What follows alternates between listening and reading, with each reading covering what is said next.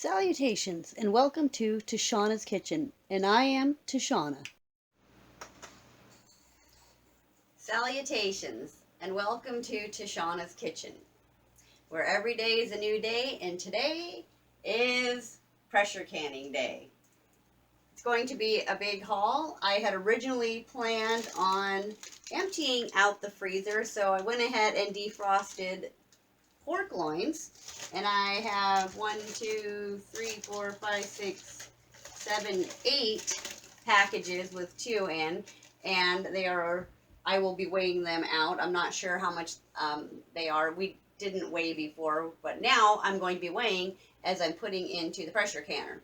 And then also, we went to the store yesterday and they had lean ground beef on sale, and you want to have like a 20%, and that works best for what I want to do. And we got 4 packages, and each one is $2 off. So I want to go ahead and turn that into meatballs, and I want to do some Swedish meatballs and can that up as well. And then we also, because we got $2 off and we saved $8, we saw that they had a bottom round roast on sale, and that was about 3.5 pounds, just under. So it's 3.44, I believe it was, or 4.8. Anyway, so we have a scale now, so I'm going to be weighing them out. And today, I will be using both my pint size and my quart size jars. So I'll be doing 2 different hauls. Even though I could stack on top, I don't want to do that. So what I'm going to do is get my meat cut up. I'm going to make the meatballs, cook them in the oven. I'll take you through this whole process along with me today. And I'm going to get the pork cut up in the bigger jars. I plan to put in a cup of meat, and I'm going to be weighing that out to see exactly what I have going in each jar to make it consistently the same. I know that I can put 7 quart size in my pressure canner on one level, which is what I'm going to do today. And then I'm also going to be doing 9 of my pint size in the pressure canner on the second round. I will be doing a raw pack when it comes to the roast, the beef roast, as well as the pork loin. However, my meatballs will be done in the oven in advance, because I'll be making them, cooking off the fat, because one of the important things when you're pressure canning is you don't want a lot of fat. So, put these back over here. I kind of planned out that I wanted to make some meals for long term and for days when I'm just not able to cook, when my body's just not working with me, and my husband and I don't want to cook. We just want to veg out and watch TV or something like that. I can just go to the pantry and pull it out.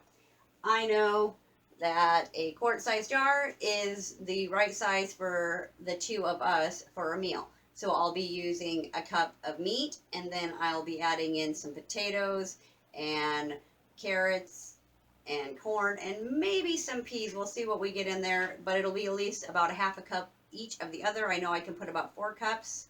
And anything that is raw packed, you don't have to add water, but because I'm putting the vegetables, I will be adding the water.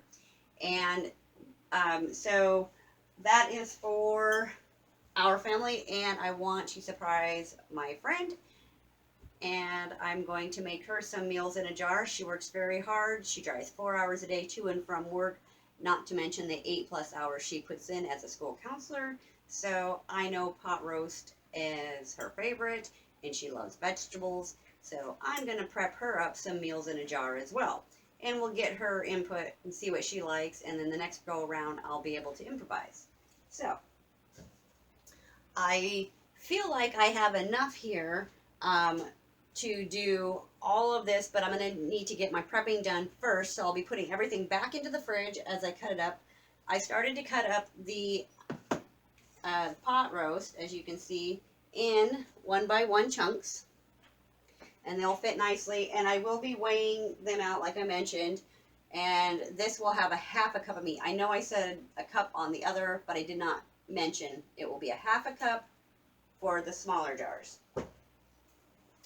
And then I will be taking a couple of the smaller jars as well and just raw packing with the meat and not putting any vegetables. So if I wanted later, for example, I could turn a small jar is enough meat with 1 cup in it for my husband and I to have like a pulled pork sandwich with the pork, or any of the leftover pot roast would make really nice roast beef sandwiches. So I have backup plan with the extra, so I have 1 jar each extra, but I'm expecting to be able to do 6 of my quart-sized jars between the 3 different kinds, and then do 8 of the 9 pint-sized jars with the rest of the stuff.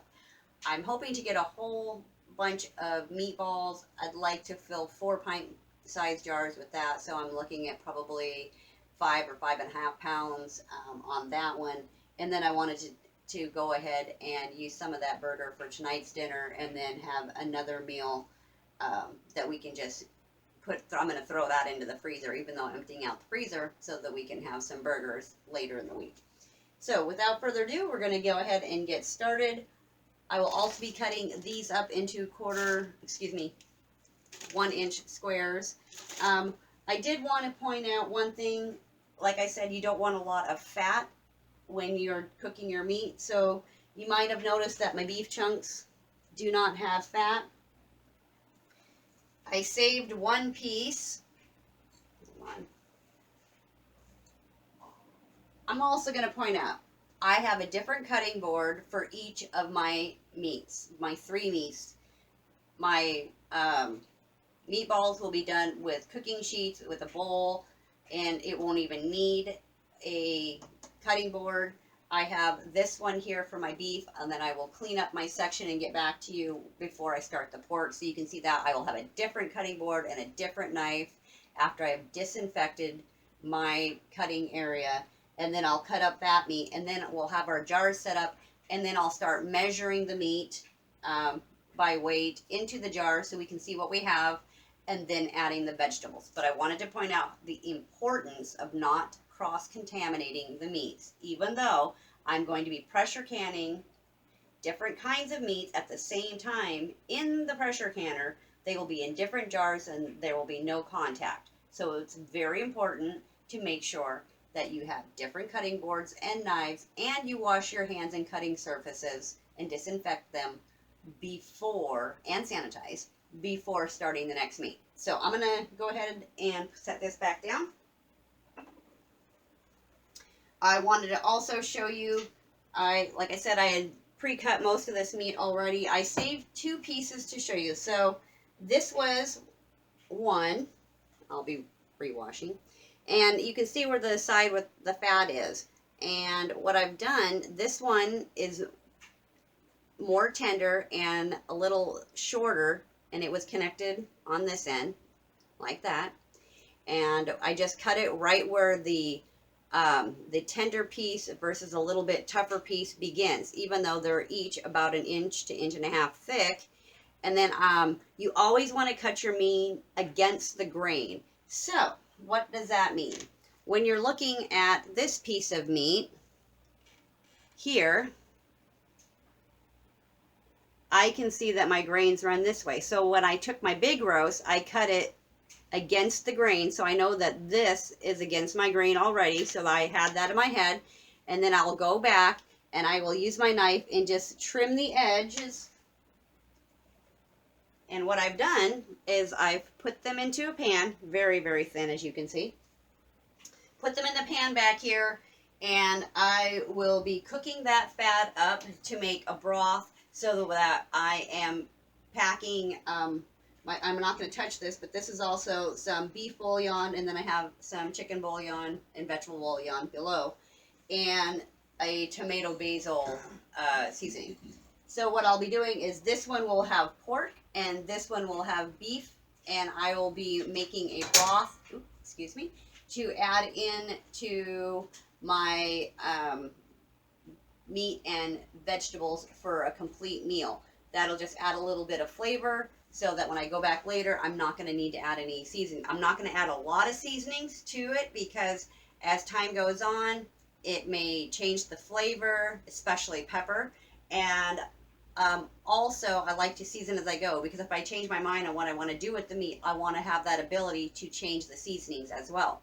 So, less seasoning is more. I will be putting in a little bit of seasoning, however. My husband's favorite is a Montreal steak seasoning that I will be using in with the beef product, and he really likes it, so it'll probably go in a little bit with the pork. I'll also be using some Himalaya salt to add in a teaspoon of each jar, but we'll get to all that later. So I'm going to go ahead and I will get back to you once I have the rest of this meat cut up and ready to go, cleaned up, show you the pork, and we'll get started.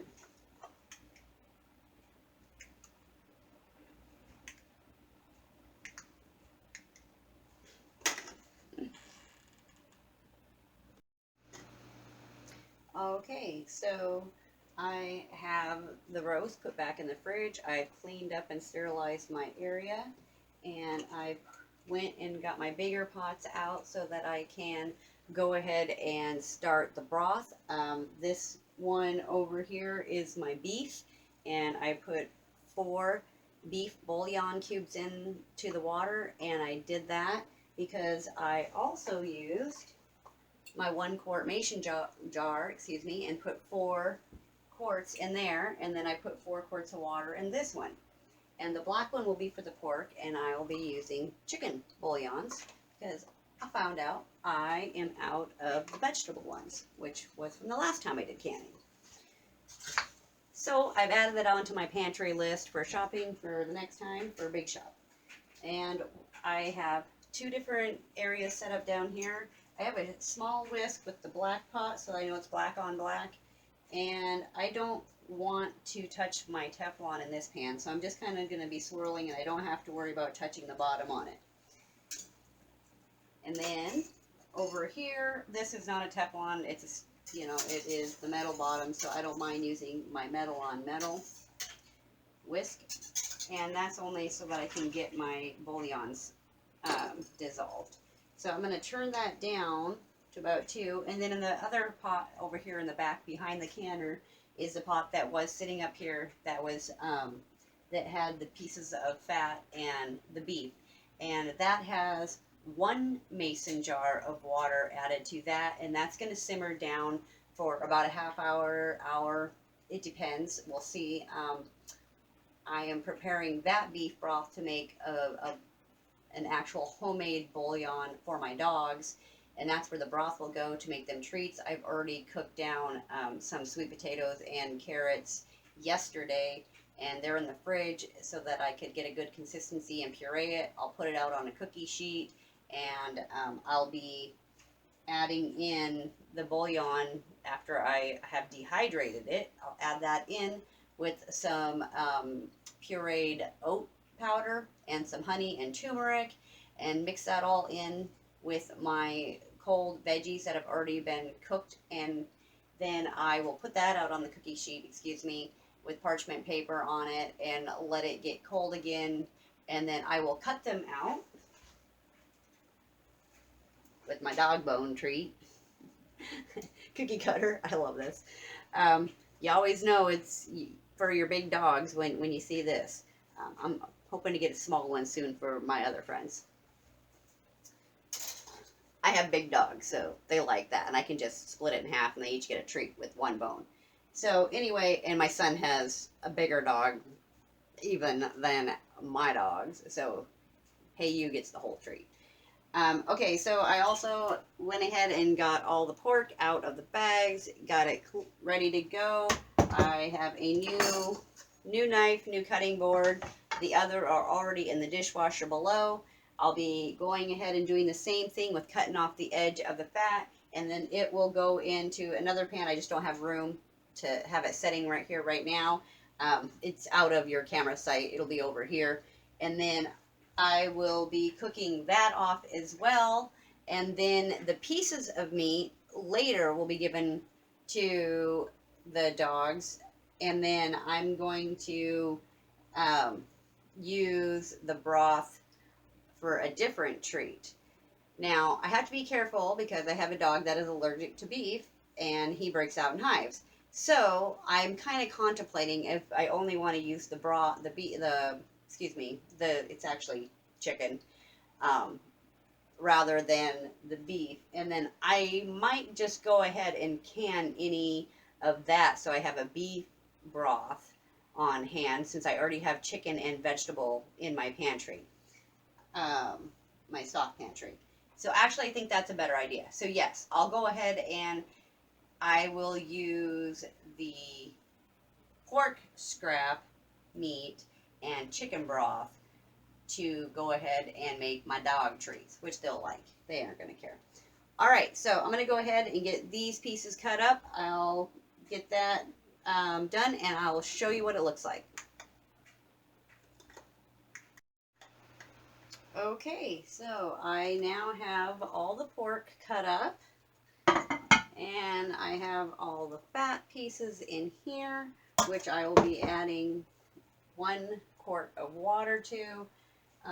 The beef with the 1 quart is back here, and it is simmering, and I just turned it off.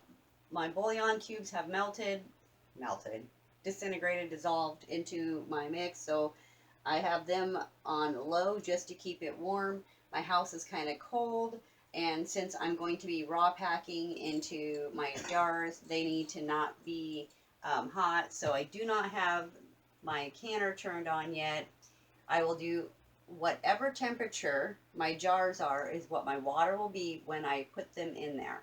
So to get started, I'll be putting, excuse me, since I already have the pork out, I'm going to go ahead and get that divvied up into the jars. And then we will I'll wash again and get the beef in the jars. And then I will be able to set them out, and you will be able to see all of the tall jars versus the short jars on what we ended up with. And then I will add the vegetables, and then we will get ready to get canning.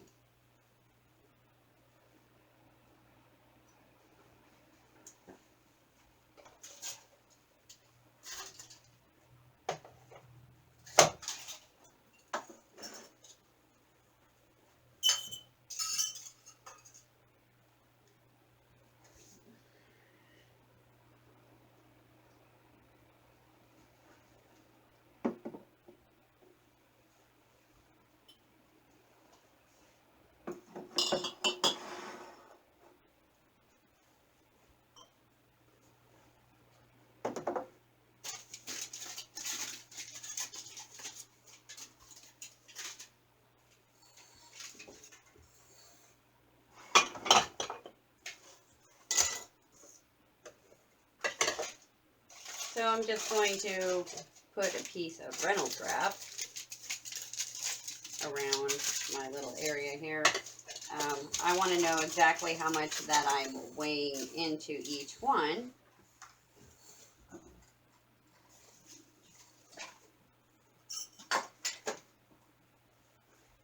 So that I can do the same portions into each jar. So I'm going to go ahead and turn it on with that on and nothing. I have a gray 1/2 cup that I'm going to be using.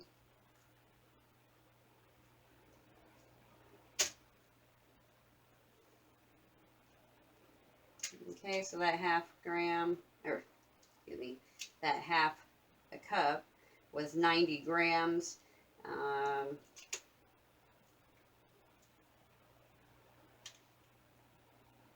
All right, so I have 102 grams. I'm going to just see what that looks like in my first jar. 100 grams sounds good in the small jar. Okay. Now remember, 2 of these are going to be meals for my friend. So I'm going to go with another 100 grams. All right.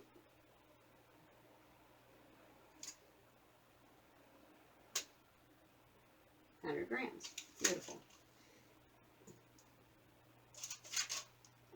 Now in the quart size jars, I'm actually going to use the bigger piece of the beef. So I'm picking through to find them. And I'm mixing 1/2 and 1/2 because they are just a hair bigger. Now in that jar, I will be putting a cup. And so since I put 100 grams in the shorter ones, then I'm going to go with 200 grams into the other.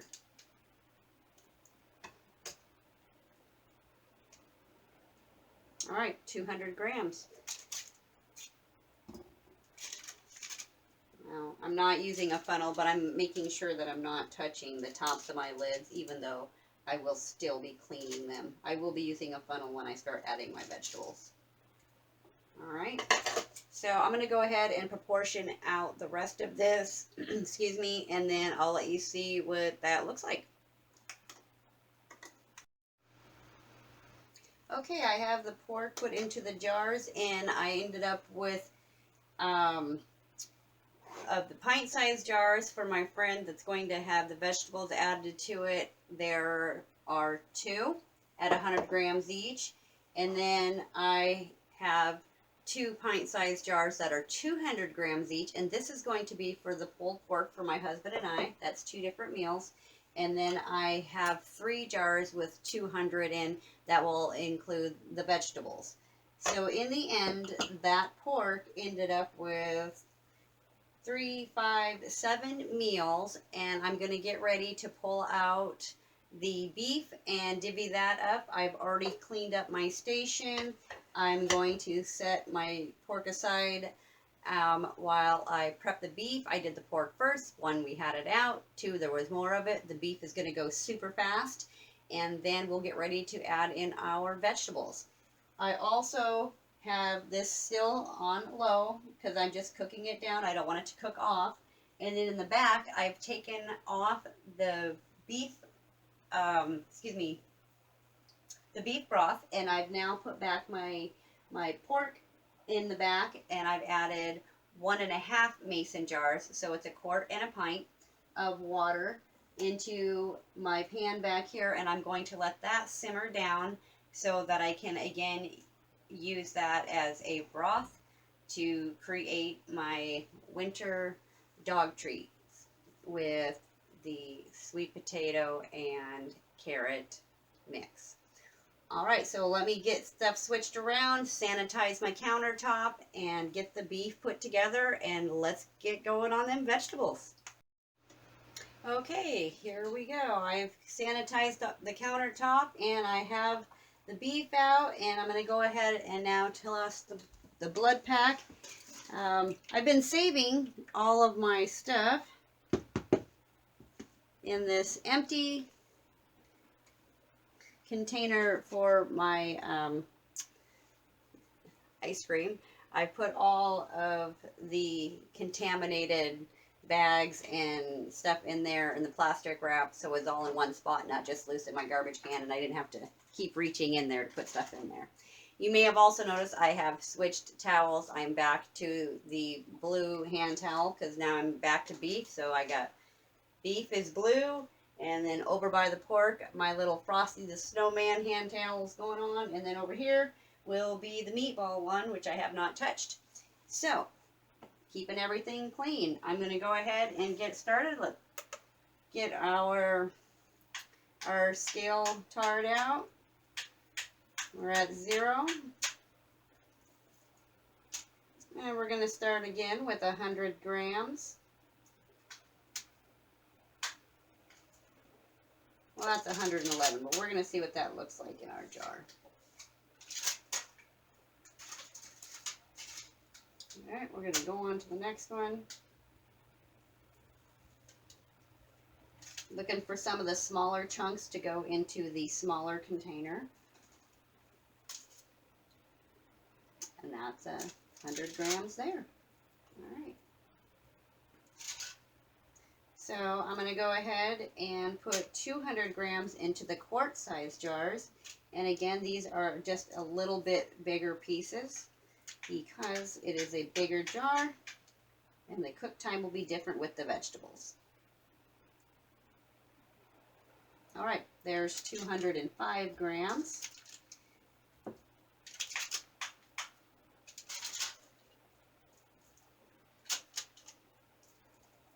And then we'll do this one and see what we have left. I'm getting pretty excited. It's looking like I'm going to have another jar full.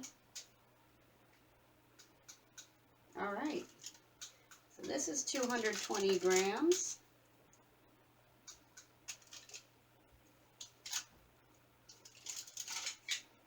I know this is, all right, we'll add that one to there. Happy days. I have 2 more jars prepared. So now I'm going to look for a couple more small pieces and we will get another one set up in the pint size. So we're going back to 100 grams with smaller pieces.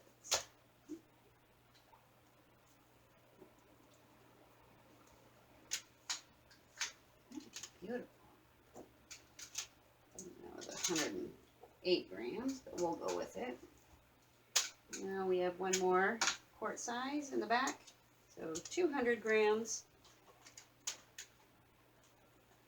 All right, so I have my 200 grams. I have 5 jars, and I'm going to go ahead and distribute the rest of what I have here amongst one more jar. I'm pretty excited. This is a little bit more than I had hoped for. So let's just weigh out the very last tidbit so I know what jar I need. And it's a 220, so it looks like it's going to be another quart-size jar. So I'm going to go ahead and grab my jar and clean up, put it in there, get it cleaned up, and get ready for the vegetables. All right, so welcome back, and we are set up. I have cleaned up the area. I have all the vegetables prepped. I will let you know what I have. First, I have potatoes, cut and peeled. I have some celery. Didn't have enough room here for you, so I just have it sitting on the side. I have diced onions, diced sweet red peppers, some, literally a quarter cup of fresh peas from my garden, and it's October 27th. They're in the greenhouse. I also have some carrots that I had in the freezer that were frozen and prepared. They are going to be used first. If I need any backup, I have some other ones sitting on the side that are cut more like stew. That'll be for the bigger cans. And then I also have some corn over here that I took out of the freezer.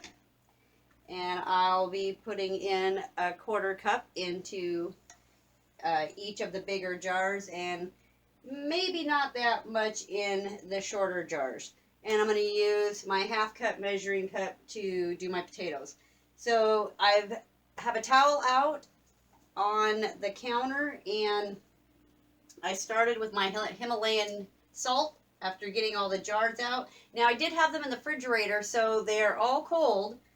As you can see, there's kind of some humidity and fog on the glass. They are going to warm up as I do this process, but I wanted to keep my meat cold and my vegetables cold because it takes me quite some time to get all of this done. It may look like a short video, but this for me is an all-day process, including getting my vegetables ready. Thank goodness I already had some in the freezer ready to go, except for like the potatoes, of course. So anyway, I took my Himalayan rock salt, and pork is already salty. So in the smaller jars, I used a quarter teaspoon of the salt, and then I used a teaspoon of the Himalayan salt in each of the quart-size jars. And then with the beef, I used double of that, so I have the 2 teaspoons and 1 teaspoon in the smaller. So I'm going to go ahead and set that aside so it doesn't gather any kind of humidity. Now that I have my meat and my salt, I'm going to go ahead and put my potatoes in next.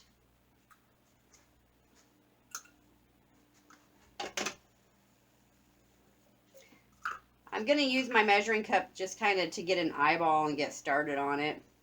So this is a half a cup, and I need to use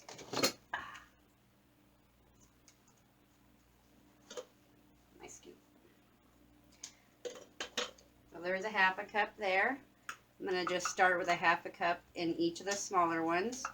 And again, some of my potatoes are a little bit bigger and some are smaller, and that's just the nature of the beast. So I'm using the smaller potatoes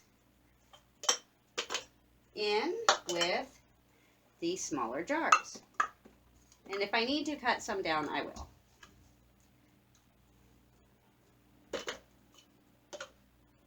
Now, as you can see, that already looks pretty hefty. Fortunately, there won't be a whole lot going in there. I might actually just go ahead and grab the knife.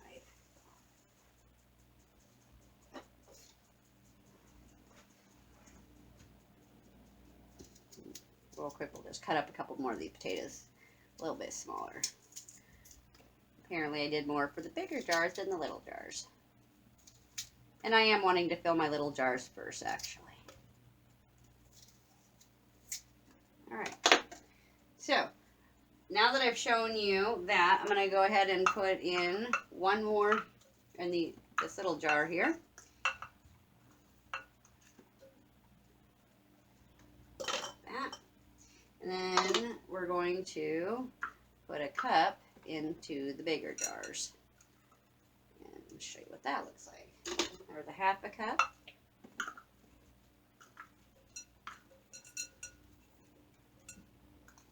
There's a cup. Alright, beautiful. We'll add one to the beef.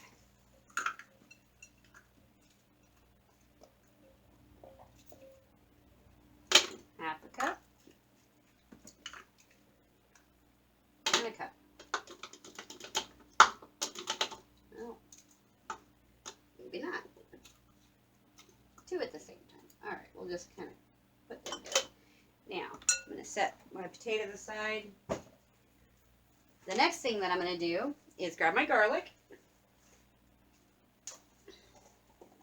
And I'm actually using garlic right out of the fridge. And I am putting in the fresh garlic instead of cutting up garlic.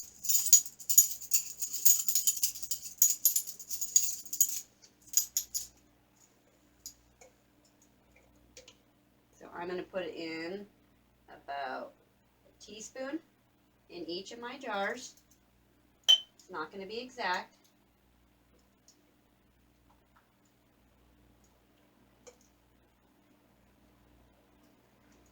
In the small jars. Now in my larger jars, I am doubling. So there's one and two. And I don't mind if they're heaping. I am kind of getting some of the liquid off. One,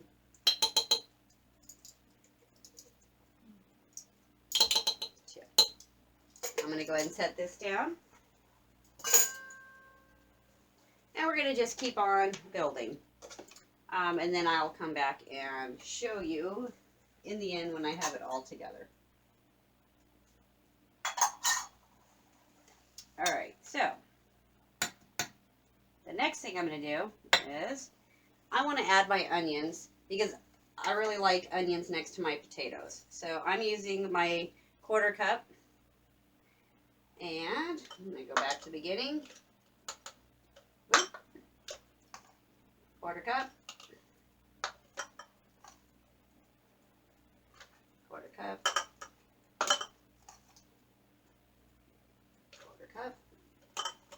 Now on the back, I'm going to go ahead and do a heaping 1/4 cup.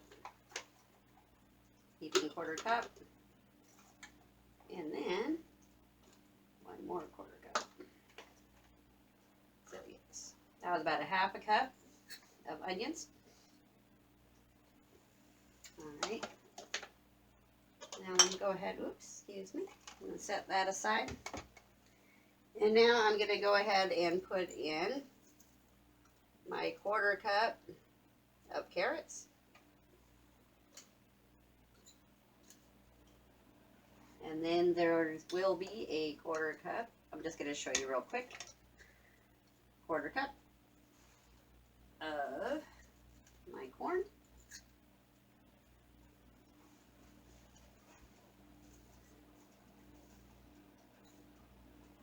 And then I'm only taking a very couple small pieces, about 5-6 little pieces. So the equivalent to about an inch long cut up of my celery. And then for added color, I'm taking just a pinch of my little peppers and putting that on top of my celery and my carrots. And then again, even smaller pinch, like literally 5 or 6, because I don't have a lot of peas in my garden. I just need a little bit of tiny color. I'm putting about 6 or 7 into my small containers, just to make sure that I can have a tiny bit in each. All right, so then I'm going to pack it down because I have my towel down. I can kind of touch the counter a little bit harder. And then put that aside. And this is what it looks like for the pork before we put in our juice. I'm going to set it exactly where it was so I don't forget which one is which. And I'm going to pull forward a beef and fill one of those so you can see what that looks like. And so we've already done the meat, the potato, the garlic, and the onion. So now we're going to go ahead and get in our, excuse me, our carrots and our corn.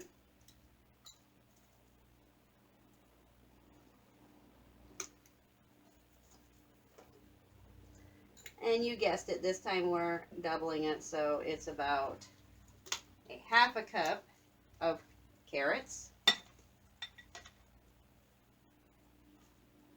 half a cup of corn,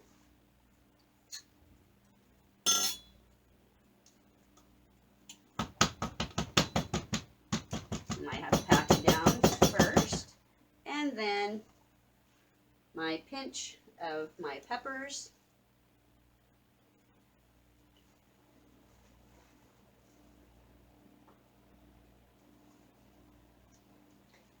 about 1.5 inches in the bigger jar of my celery on top. And I fill all, my peas. And just for the added little blend, I'm going to put about 10 peas in there.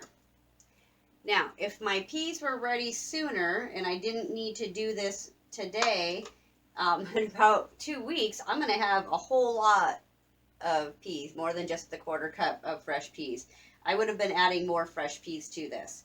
But since I can't, I'm not going to worry about it. I'm just going to pull forward and put a few in there. And this is what our meat, or the pot roast, is going to look like. I'm going to set it back down.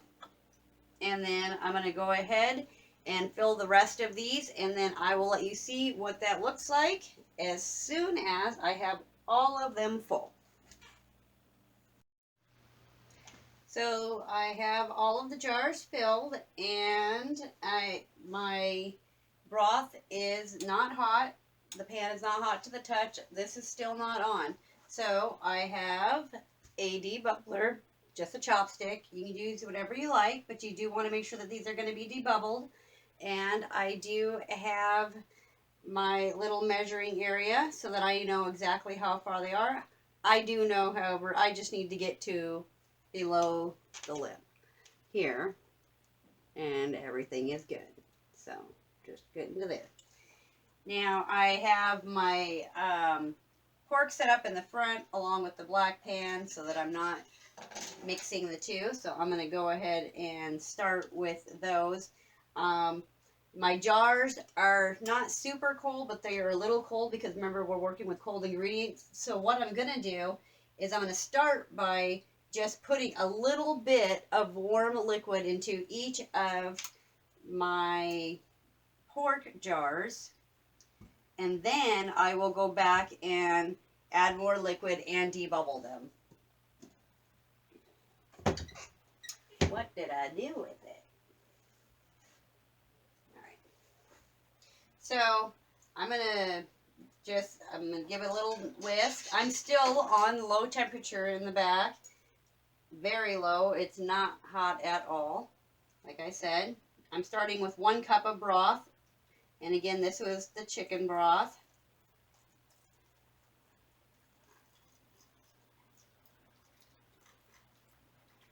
Alright.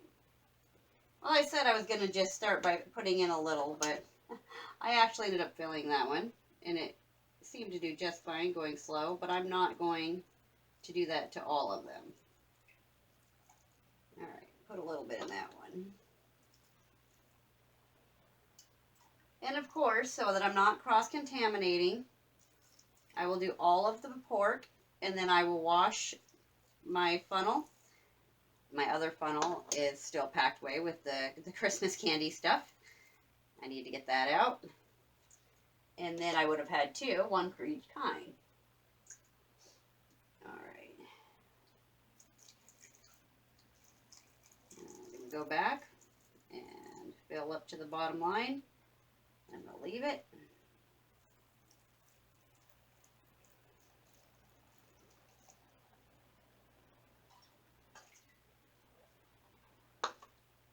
Not filling the bigger ones all at once. I'm making it up between by the potatoes and the onions, basically.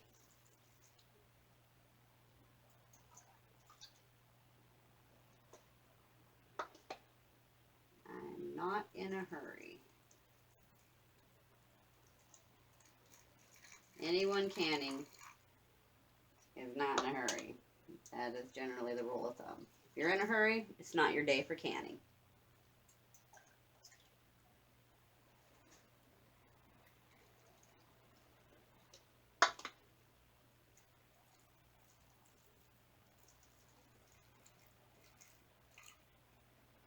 Okay, set that aside. So the new rules, depending on what kind of lid you have, depends on whether you're going to heat up your lids and your rings. This is a lid and this is a ring. Today we will be doing regular mouth, so that's this size. And I do not have, oh, I do. And this is what a large mouth would look like. So you can see they're considerably different. I have found that when I'm doing any kind of broth and a mixture with my vegetables, because they tend to want to float and I want them below my liquid, that if I use the regular mouth, because they have the smaller top, I can keep them pushed up underneath of the lip of the jar easier than I can with the wide mouth. Now I like my wide mouth for like my dry stuff, the flour and such. However, I also use them when I need to. So now that all the jars are full, and I have a bowl of water just because I want them wet so that they're going to adhere better. I'm go ahead and debubble, pushing all the way down, giving a little quarter turn.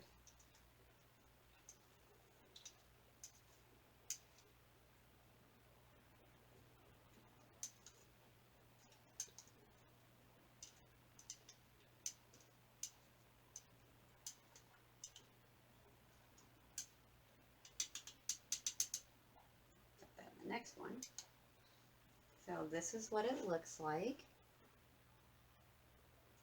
And you'll notice that the water that I had put up to the bottom of this ring here has seeped down below my vegetables.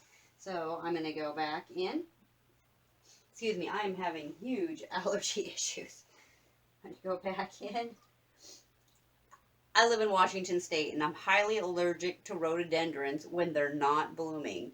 And they're not blooming right now, and they are driving me nuts. I went out to the greenhouse so that I could check on the peas and bring in some peas for today, which is why we only had that quarter cup. And then walking past them, and I did yesterday too, they're just driving me crazy. All right, so now I'm going to move on to the next one. Oops. Let's do this way. Set that down.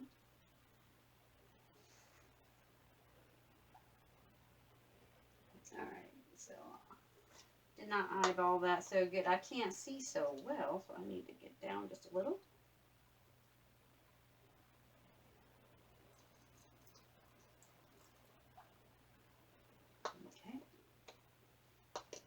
believe it or not, it makes a difference when your funnel is completely flat and you're going up to that 1-inch line.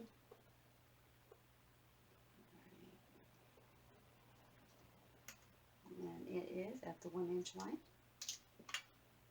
Versus if you're actually just trying to get it in there the right way. All right, so I'm going to go ahead and fill all of these up, and we'll get back to you as soon as I have that ready.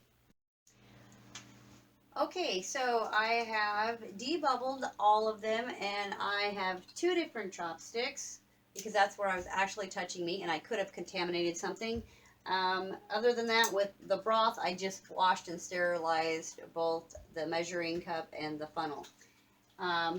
In the end, I have 6 quart-sized jars, and that's actually what I'm going to get started with. And I have an extra, which is a largemouth, which I took the extra broth because I know I can fit 7 in here. So I'm going to go ahead and I'm going to start those and get them in, and then after that, I will do the other 9 jars, which we have 6 this size. However, remember I wanted to do meatballs, so that's why the pint size will be done second. So I also wanted to let you know, when I was doing the debubbling, that I told you I was going to add only 2 spices, and that is the Montreal steak and the tomato basil seasoning. And what I did in all the pint jars, I added in a 1/4 teaspoon of each of these, and then in the Montreal I put a teaspoon of each. And you can see that the spices are mixed in there really nice. They got down to the bottom. Excuse my finger, I burnt it on a project the other day for the brown sugar for the holidays. So yes, it looks really good, and they are at room temperature. I have not turned the water on in the canner yet. I have my 8 cups of water in the bottom because it's about 3 quarts for my canner, and I also put in a tablespoon of the distilled white vinegar. Now I want to keep my food separated, so what I'm going to do before I actually put them in is I'm going to use a permanent marker, and I'm going to wipe the tops, make sure that they're completely dry in the moment.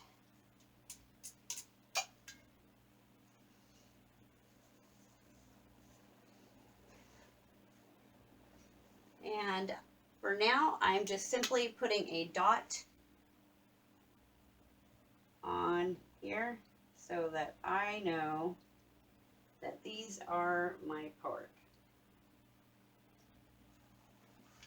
And again, this is beef stock, so we won't be adding a dot onto that. Now, I will be putting in 3 with and 3 without the dot. So I'm going to go ahead and put in my pork first. Excuse me. And yes, I did put down a flat section in the bottom.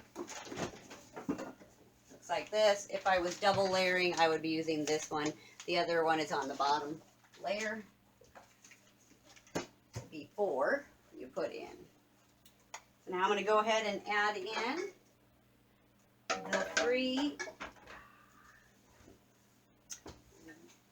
beef, and I'm going to go ahead and put my beef stock in the middle of my canner. So I'm going to go ahead and put my lid back on, and I'm going to give it the opportunity to raise temperature slowly.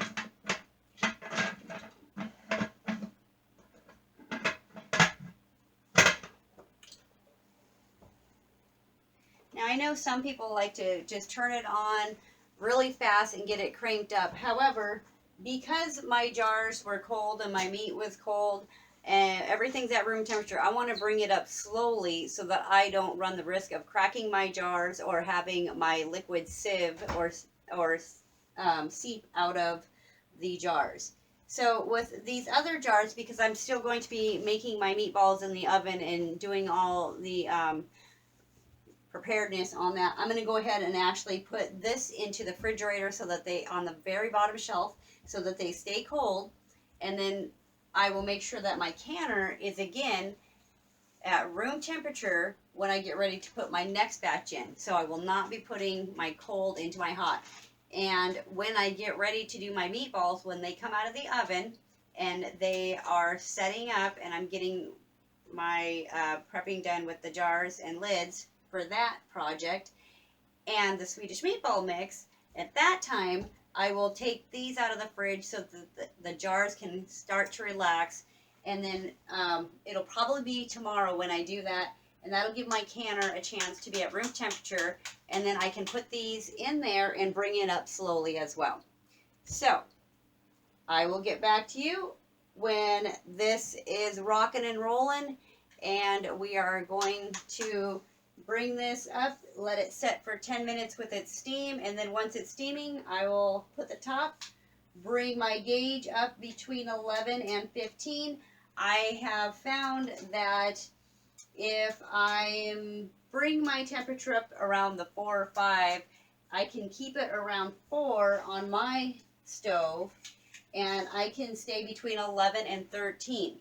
The more your gauge fluctuates between 11 and 15 or getting over 15, the bigger chance you have of the siphoning again with your liquid.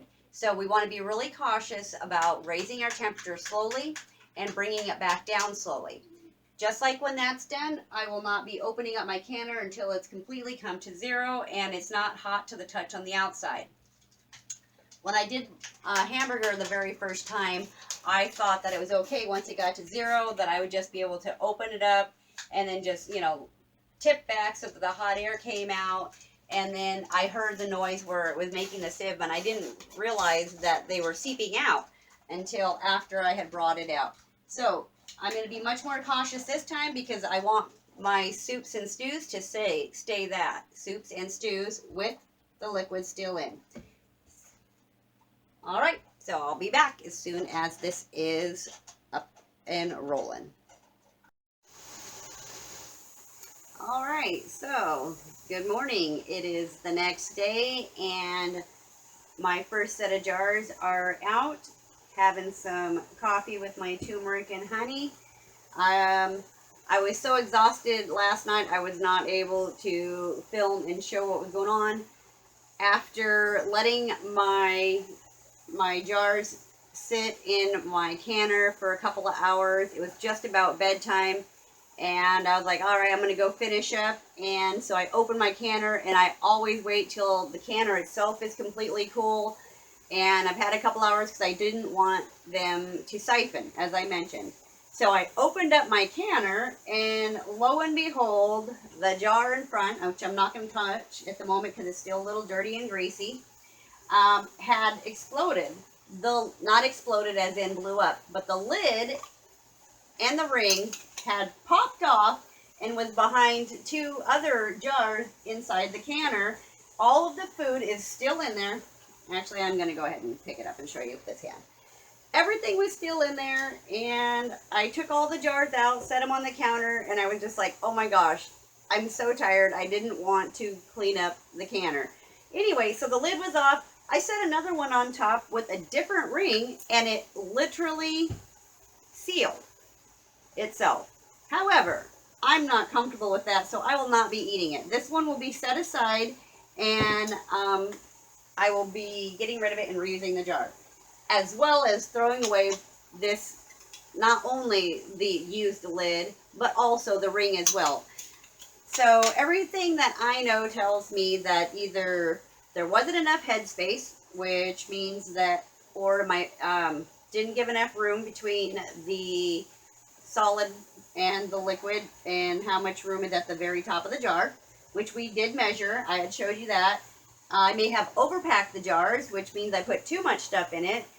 And the third idea is that the ring wasn't tight enough.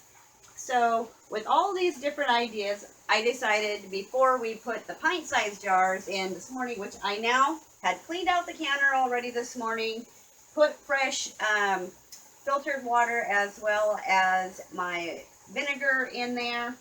And while that was sitting, I had pulled out my other jars, and I went ahead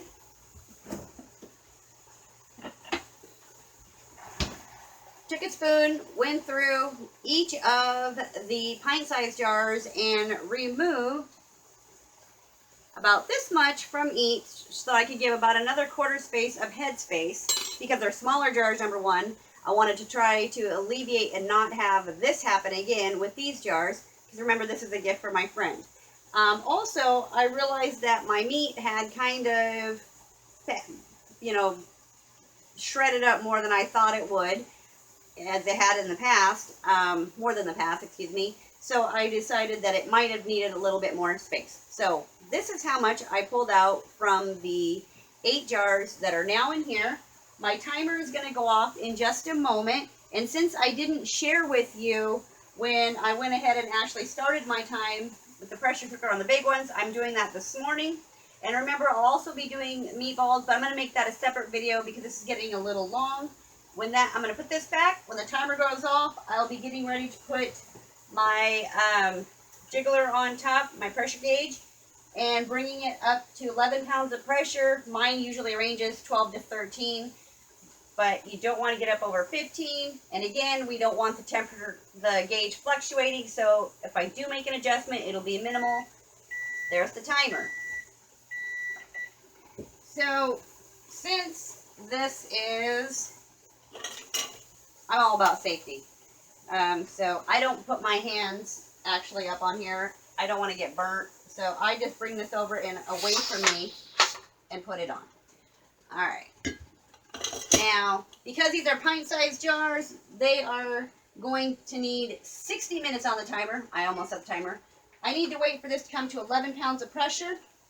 And when it does that, we'll set the timer for 60 minutes or 1 hour. And then when that goes off, we will let it rest, and I'll let you know how the second batch turned out. So, again, I took more of the solid material, the vegetables, out of these ones, put back more liquid to the top to give it more headspace so it has more room. Double check to make sure my lids were not too tight, and I made sure that my canner, because it had sit overnight, obviously, and then I had cleaned it, was room temperature when I pulled the stuff out of the refrigerator, because of course I did not leave those pint jars sitting out on my counter all night. So they were back in the fridge. I brought them out, emptied them, emptied the material, put the water back in, broth, excuse me, for each of the kind, and then I put lids and rings on the top and set them in the water, which is in my canner, it's 3 quarts, and some vinegar, and I put it on low for about 10 minutes, and then for every 20 to 30 minutes, I came in and I turned up 1 degree until I got up to 5, and then after I reached 5, I was comfortable with knowing that my jars inside were not going to be too cold too quick, and then I turned my canner up to 8.5 so that I could bring it up to create my pressure point. So now that it is pulling up, we are now about 4 pounds of pressure, so we're going to go ahead and let that rise up. I'll come back and show you how it goes. All right, we are at 11 pounds of pressure, so I'm setting the timer for 1 hour. And I know that my temperature needs to run around the 4, but like I said, I don't want to change my temperature fast, so I'm going to drop myself down to a 7. And as soon as it hits 13, I'm going to go ahead and take it down to a 6, which we're actually there already. We're heating up quick this morning. And I wanted to also point out that when I pulled these other jars out, that there was grease and stuff on them. I used water, vinegar, and cleaned them off in advance. I obviously did not clean the jar that I'm getting rid of. I left one so you could kind of see. I left the top so you can see there was little pieces of corn on top, and it is still greasy. So it's the last one that I'll be wiping down. I'm going to go ahead and move these now that they've all been cleaned, except for that one that I'm going to do real quick. I thought you might want to see. So I have clean towel, vinegar water, and I'm going to actually do around the edge first rather than the top because I want to be able to grab a hold of it. And now that I've already touched, I'm going to wipe my finger. I'm going to turn it over and now hold where it's clean and do the top of my lid. I did not do my lid first at the very top, before doing the very beginning of the side. One, because I wanted to be able to hold it where it's clean and have a little pressure. But also, I did not want to have the highest concentration of the vinegar meeting my metal lid. So now I'm going to take a new clean spot. They never double dip in the same spot into the vinegar water. Hold the clean spot, and I'm just going to scrub up and down and go around.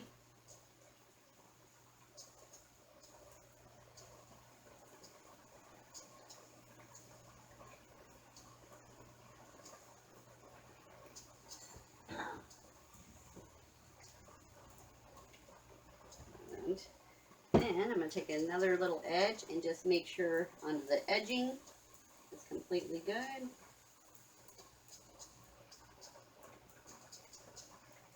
And now my jars are clean.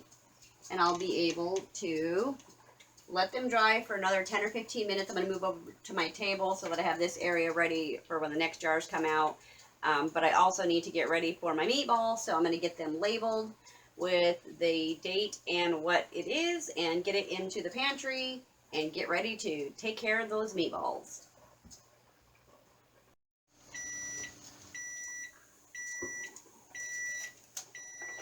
All right, that was the final timer going off, and it's time to turn off the pressure cooker. So while I was waiting, I reviewed the video earlier to see what I might have done to make that jar have the issue besides a faulty lid or ring. And after reviewing, I noticed two things. One, I packed my meat a little more than I probably should have. It should be a loose fit with my meat and my vegetables. Two, I noticed that when I had the extra meat at the end, because remember, it wasn't 3 pounds of roast, it was 3.44. I think that when I went back and added that little bit extra to the one and packed it down, that I might have indeed caused that incorporation with that lid that I can definitely now tell does have a little bit of difference to it. So I think that there was a multitude of reasons that that jar did fail. Well, excuse me, not the jar, the lid and the ring. Because the jar is intact. The food was actually all still in the jar, other than what looked like it had a little popcorn fest. And I had about 15, 20 kernels of corn, so like literally a teaspoon of corn that was scattered around amongst the top of my other jars as well as the water. And then there was some grease in the canner, which of course I had to clean it out. So, all right. I just wanted to give you an update of what I thought I might have had done to make that jar fail. Thank you. And so I'm going to let that cool, and then I'll let you see what that looked like in the end. And we'll see if I did a better job here in the end when I reduced the vegetables, increased the water so that I had more headspace, double checked my rings to make sure they were the appropriate tightness. Did all those things one more time before I did the pint size.